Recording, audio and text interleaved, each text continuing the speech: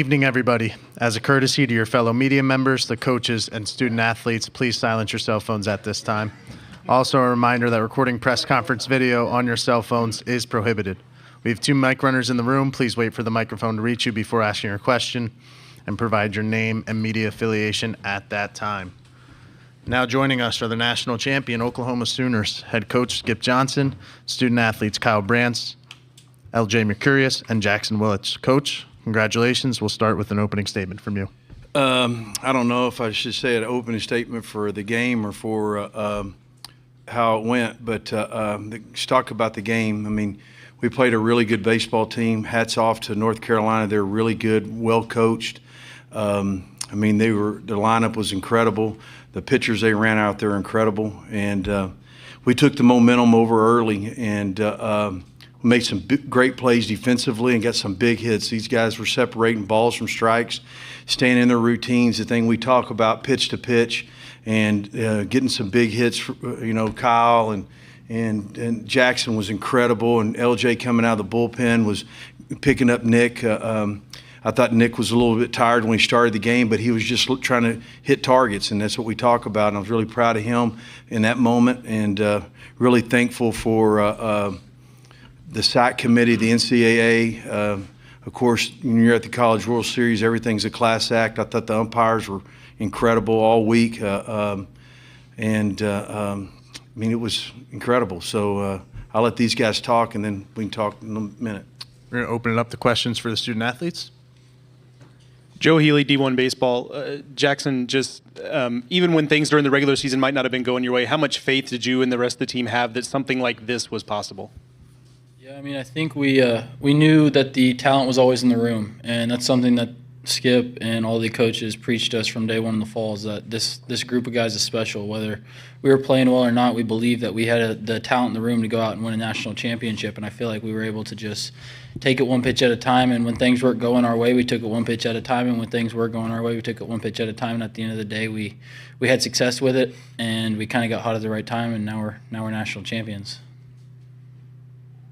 Jacob Leslie with the Gateway, and Kyle, that 8th inning swing, kind of the cherry on top of an outstanding past month for Oklahoma baseball. Do you sense that the job was officially done in that moment, or did you have to wait until the final out of the 9th inning to be sure?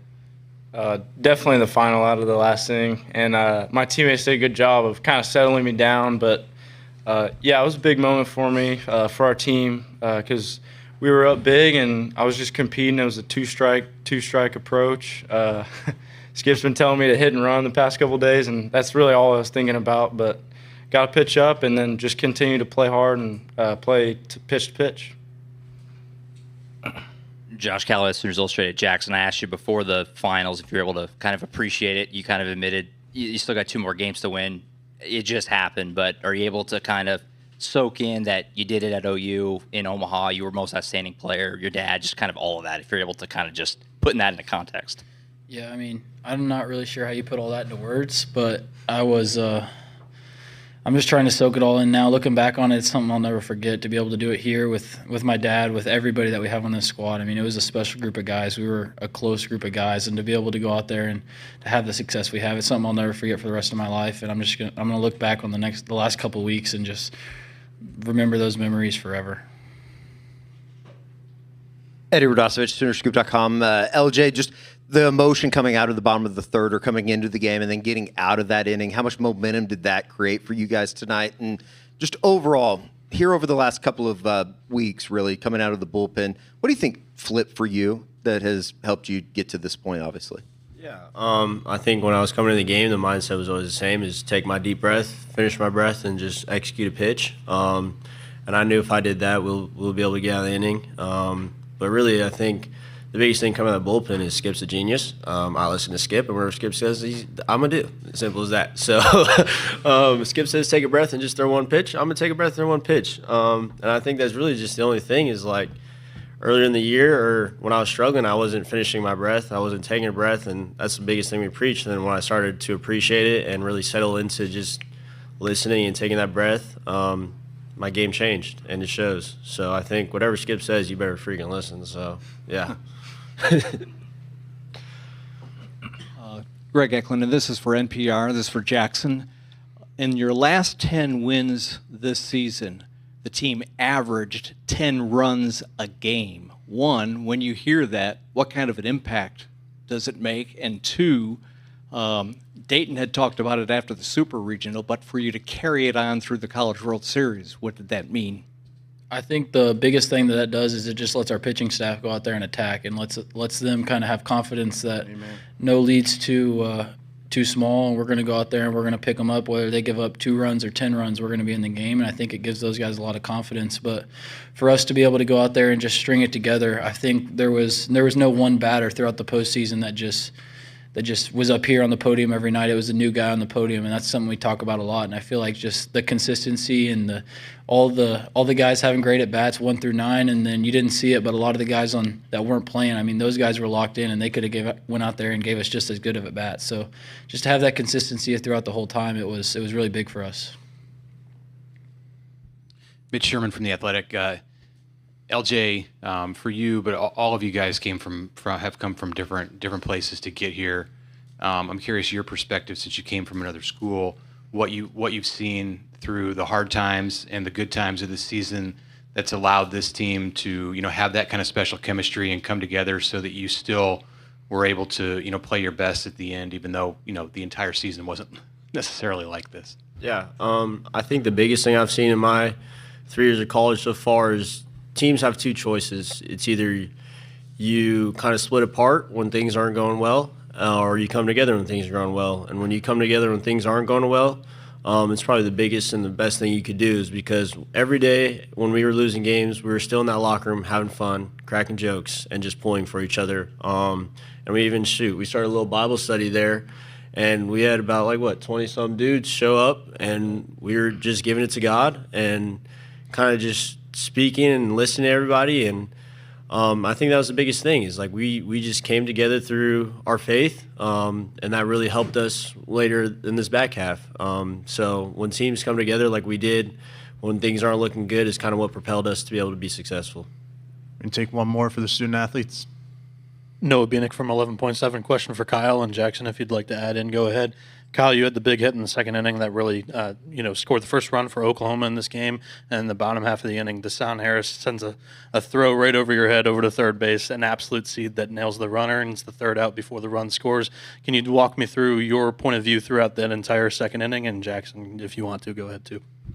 Absolutely. So we had a couple really good at-bats before that to get guys on base. And I think I had swung and missed at one, or strike one was called, and I just went to my 2-strike approach, and like I said, skip, hit, and run. It's funny, it worked twice, but just tried to shoot a ball through the 4-hole and got a fastball, and that's exactly what I did. I just wanted to execute that and took it pitch to pitch, but that throw from Deshaun was really special, because the moment that tag was made, I looked home, and he hadn't touched home yet, and I was just like, man, that is above me. I think the whole team, the whole dugout was screaming 4, and Deshaun had the wherewithal to go 3 and just put it on the money. That was one of the best throws I've ever seen. I don't really have much else to add. I was yelling 4 too. So. LJ, Jackson, Kyle, congratulations again, and thanks for all your time this past Thank couple you, guys. weeks. Thank you. Thank you guys very much. You can take these finally? You can take those. Oh, yeah.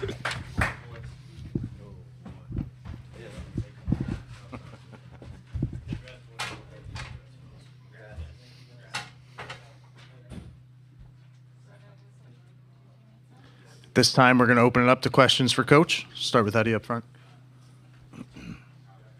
Eddie Radosevich, Soonerscoop.com. Can you just describe what this last month has been like, and going back to the Tennessee series and the feeling then compared to now?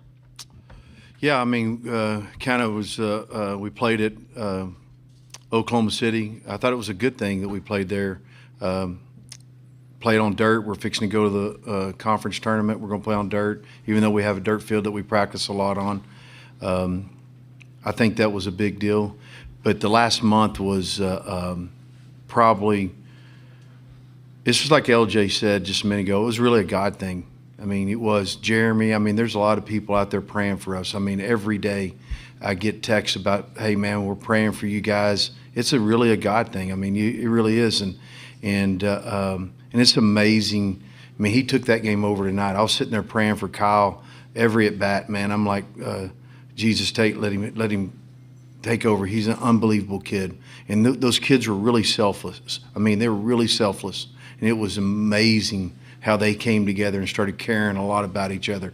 A lot of times we as coaches sit there and talk about, hey, you don't know who's going to get the biggest hit. You don't know who's going to make the biggest play or throw the last pitch of the game or whatever. But it's just about being selfless. Because when we start the season, everybody's your friend. Everybody gets to play inter-squad. And all of a sudden, you don't get to play inter-squad, then you get to play the games. It gets really hard because you want to make everybody happy, and you can't make everybody happy. You got to play with the guys that are going good, that make your lineup better, that are hot in the bullpen, that are showing you confidence. But everybody talks about us, well, they got on a big run. I'm telling you, they got really confident. And they cared a lot about each other. They didn't want to give in, and that was what was incredible. They never gave in, and they were selfless for that. And Jackson Willits getting the MVP was really fitting because he's one of our hardest workers, and he's our best leader. When you have your team with one of your best leaders as your hardest workers, and then he does that, I don't have to say much. That's called attitude, and that's what's really what it's about, having a great attitude. Noah Bieniek, 11.7. Coach, you just touched on Jackson. What does the Willits family mean to you and to Oklahoma baseball? Well, they're part of my family. I mean, when we took this thing over, I got the opportunity to be the head coach at the University of Oklahoma from the administration. They're here. I wanted to be different. I wanted to be a family. We got to hire Reggie, and I said, hey, Reggie, I want your kids to be around. I want their kids to be around. That's what it's about. I want those people around. They care a lot about each other because that's what's important to me. And the Willis family was very important to me. There's no doubt. Every coach that we had did an unbelievable job all year long. They said, hey, I couldn't believe, one guy asked me, I couldn't believe those guys are getting hit.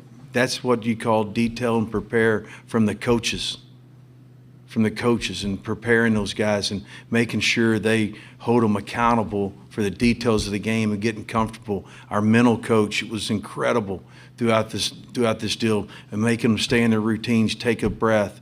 It was incredible.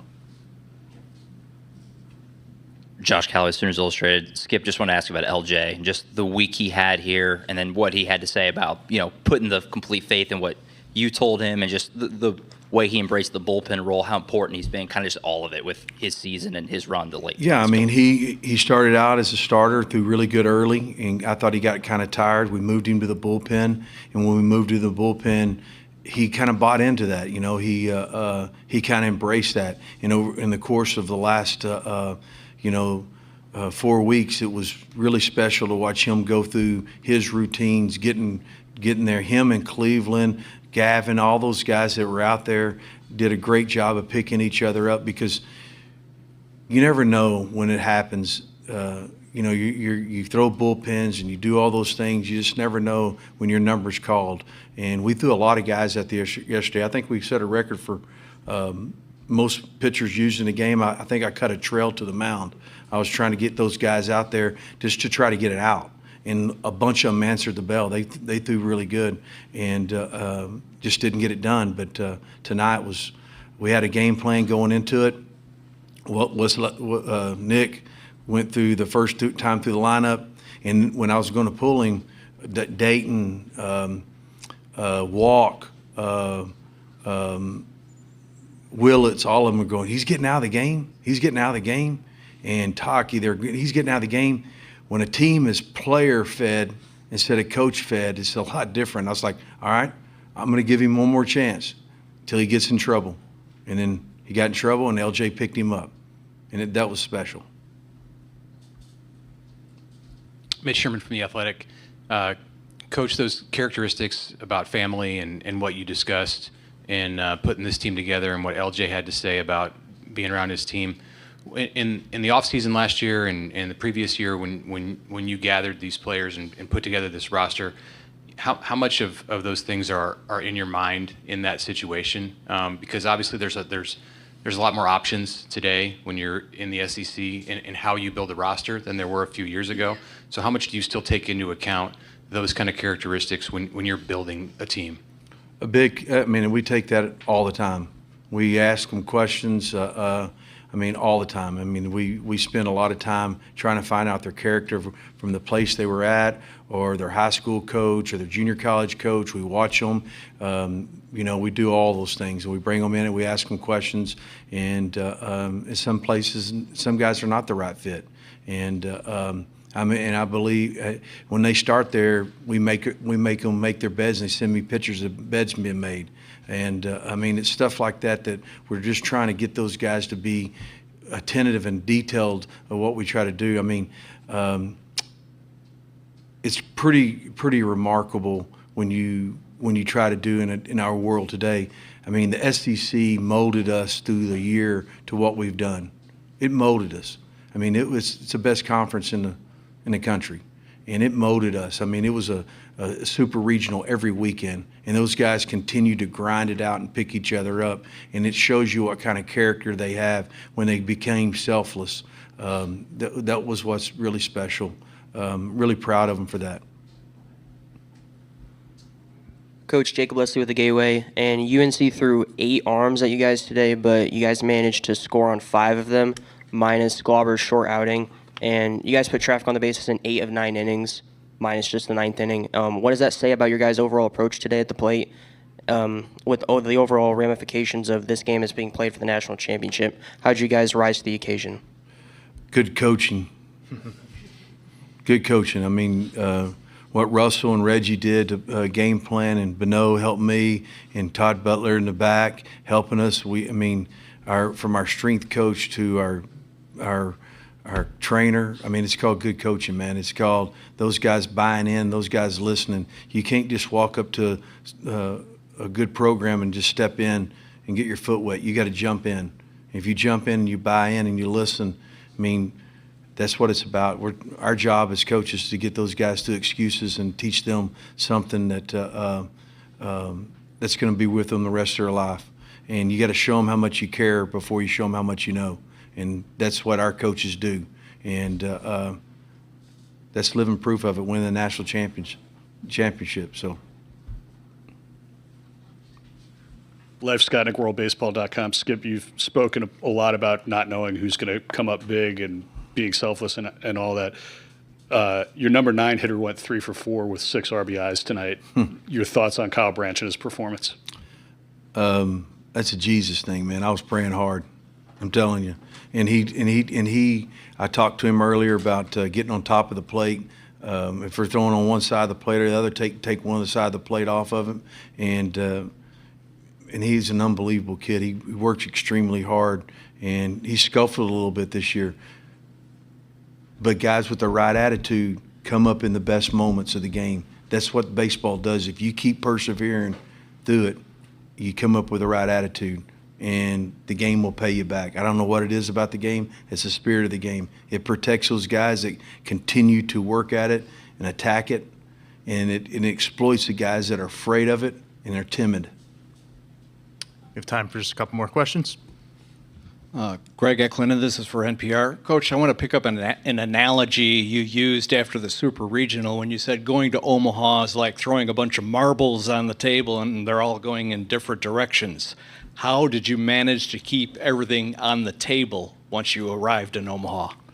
That's how I call it, have a great chief of staff in Ryan Gaines, and deputy director Greg Tipton, and athletic director Roger Denny, and SID, all of them coming together every morning at 8:30, having a meeting, knowing exactly the plan that we have to do to make sure everybody's somewhere at a certain time. I mean, it's not me, man. I mean, believe me, I ain't the most I'm organized when it comes to deer hunting and filling deer feeders, but I ain't organized when it comes to that. I got the best guy, so I just get out of his way and let him do it. He'll call me when the time's right. Last question for Coach. Skip, John Hoover, Sooners on SI. On a night like tonight, big celebration. A lot of guys are out there telling stories, and one of them was, I guess, at Georgia Tech maybe after the 9-run inning, the home run, the grand slam 3-run homer, there's a lot of laughing going on in the dugout. Like literal laughing, like, I don't know if it's we can't believe this or isn't this fun or what kind of laughing was it? What do you remember about that? And how did that kind of change and accelerate where you guys got to tonight? Oh, they could believe it, I promise you, because they believed it. There's no doubt about that. They wouldn't give it in. The coolest moment at Georgia Tech was when Trey Gamble talked to the team and told them, hey, we're going to get hit in the mouth. And I really think that helped the pitchers. Because it says, hey, man, they can go out there and throw the ball at the target. They hit a 3-run homer, we're going to go in and get 4. That's what they believed. And they believed in each other. And it's a powerful thing when you might not have the most talented team in the world, but you had the most competitive team in the world and good teammates and with the right attitude. And you can go a long ways. That marks the end of this press conference. Coach, congratulations again, and thanks for all your time this week. Thank you. I didn't get to talk.